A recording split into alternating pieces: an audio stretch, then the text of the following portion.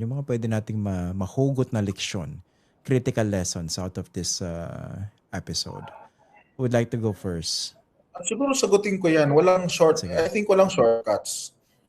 Walang shortcuts, no? If you want to be recognized, even respected as a journalist, no, you will have to learn, no, learn the ropes, no, go through the process, no, matuto kang magharap ng sarili mong storya, hindi yung nagre-repackage ka lang ng story ng iba o kaya may kaharap ka lang microphone at camera ay ano ka na, journalist ka na kahit na wala kang body of work, no? Wala kang experience, wala kang pinagdaanan ng mga beats, no? I know a lot of people will say na, pasay na yan, mawawala na rin yan, mapapalitan tayo lahat ng AI.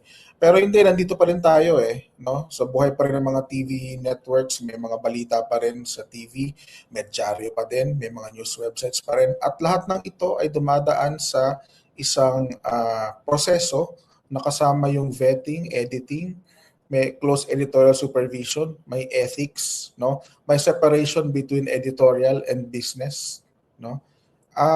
Kung wala yung mga ganong elemento, hindi mo pwedeng sabihin na isa kang journalistic operation So, pasensya na, pero wala talagang shortcuts doon, no? Hindi mo pwedeng sabihin na, hindi mo pwedeng gawing excuse yung upheaval ng technology, no? Siguro as an industry, we will have to deal with that. How do we arrive at a working business model, a workable business model for all of us to survive? Pero I think may wide consensus sa lahat na hindi mo pwedeng itapon lahat sa basurahan, no? Yung 100 taon ng journalistic practices and ethics dahil lang gusto mong mauna sa technological curve. Ako siguro, controversial yung ko Sa akin, controversial yung opinion ko dyan How to weed out real and fake journalists.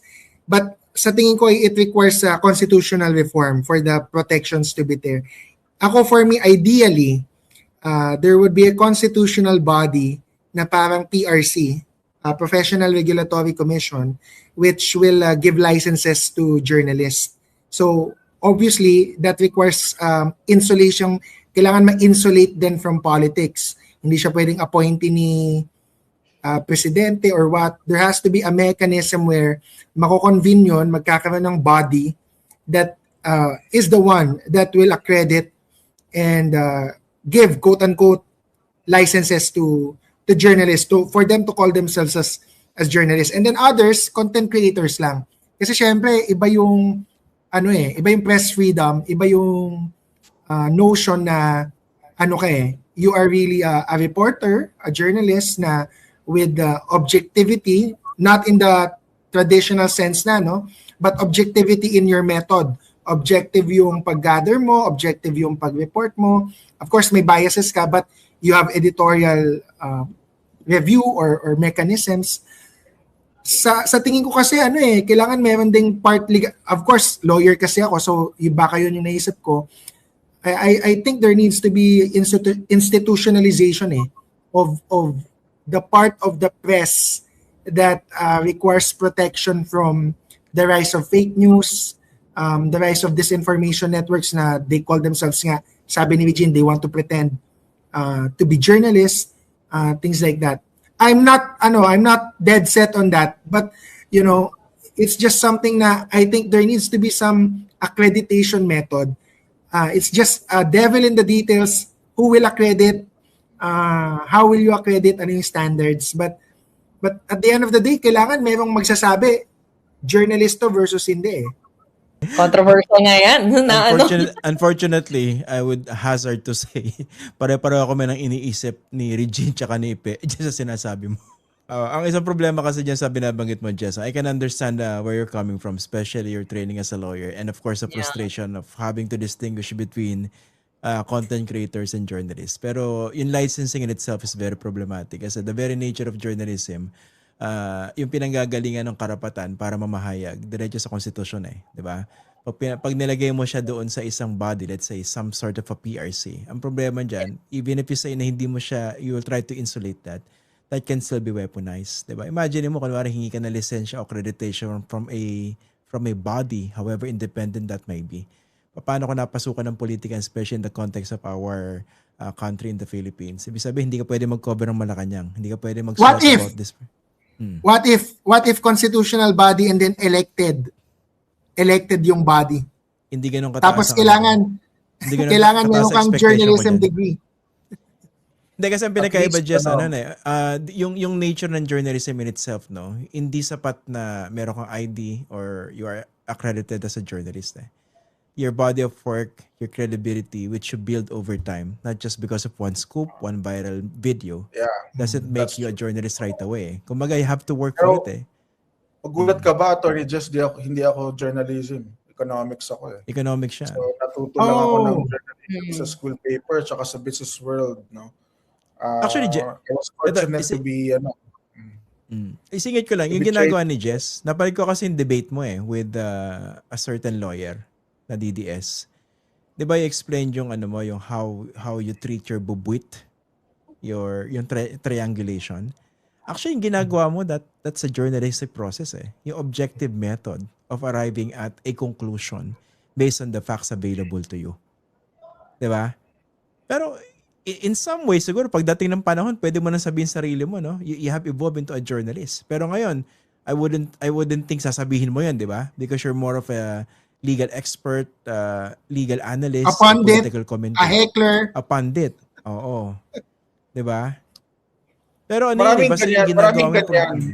Maski sa US context na nagsimula sila as columnists until they prove themselves to be yung independent sila from faction is something that's displayed in their work. Eventually, they were recognized as part and parcel of the journalistic fabric of the US. So, hindi malayo yun for someone who,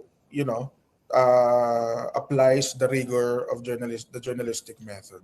May Pero nakita ko at least Attorney Jess, meron kang pagkilala sa Constitution, no, na ang Constitution ay according to the Constitution hindi pwedeng i-abridge, no, ang freedom of the press. Kaya sabi ni Attorney Jess kanina, kailangan muna ng constitutional amendment, di ba? Pero siguro to engage din your Jess, no? Parang palagay ko kasi yung licensing, hindi siya enough of a filter actually for bad eggs. Kasi kita naman sa law profession, di ba? I mean, marami pa rin nakakalusot na parang, ganun. So, I don't think it's gonna cure necessarily yung problema na nakikita natin sa information ecosystem natin. Parang, palagay ko, dapat may ibang interventions pa. May isa pa akong potential intervention na hindi nabanggit, no? So, na-mention ko yung tech intervention, yung audience literacy. Dapat rin may intervention sa palagay ko sa politicians. Kasi sila yung clients ng mga disinformation na middle ground to sa binabanggit ni Jess Diba? Sa ibang bansa, yung accreditation program nila, hindi siya run by the government or even if there's a certain level of government involvement, yung accreditation na yan wouldn't ban you from, let's say, getting access to coverage. Kumbaga, pag meron ka accreditation from this accrediting body composed of mostly veteran journalists with credibility, mas mataas yung mas may mukha kang ihaharap sa mga kakausapin mo. Kunwari, pag sinabi, si Regine, ito, accredited to ng legit journalists of the Philippines. Pag nakita yun ng congressman na kakausapin niya, mas kakausapin ko si Regine kaysa ron sa isa na yung ID kasi laki ng coupon band. Sa remember, Christian, sa France, Yeah, yung France model yung iniisip ko yung mga pinapayagan mag-cover ng mga malalaking beats like about the presidential palace, kailangan meron kang licentiate or master's degree from a reputable media school. Yun. But it doesn't mean na hindi ka pwedeng magsulat for a newspaper or be in a broadcast operation. Pwede pa rin, pero hindi ka ilalagay doon sa mga premier na mga work na mga beats, no? Kasi wala ka nung degree. Parang yun ang recognition nila.